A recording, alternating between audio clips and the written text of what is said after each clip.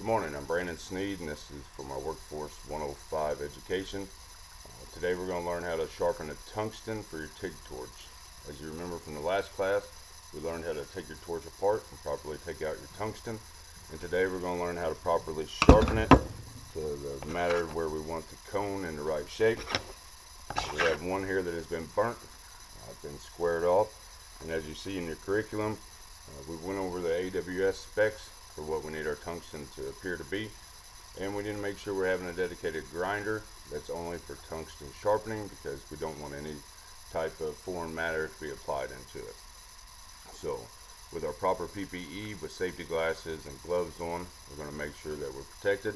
We're out in the shop, that way we have no risk of any fire hazard. We're going to take our grinder and turn it on. We have a variable speed grinder, and we like to run it at about mid speed. Doesn't have to be too fast. You can use a grinder that doesn't have a variable speed on it, but we'll be sharpening the tungsten. And you want to make sure you're holding the tungsten in a matter where the grinder is coming straight up and down on it. Don't hold it flat against the side, because then we'll have the spirals in the wrong direction. So we'll apply our tungsten to the sharpener and the grinder.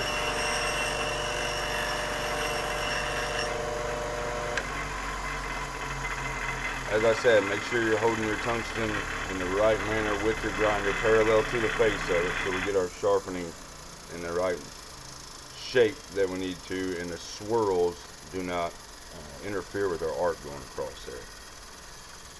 So as you've seen in the documents, there's a specific shape we're looking for, and it's similar to what you would have if sharpening a pencil. A nice smooth cone across the top of it. And then we can also take and barely touch our tip to the grinder and get a flat spot on the top of it. That way we don't have to worry about having a very sharp tip in there. You don't want a real sharp tip on the end of it, because once you get the arc, you could have foreign matter inclusion into your weld while going across the face of it. It does take a little bit of time, because this is a hardened metal, to achieve this, so you don't want to apply a lot of pressure.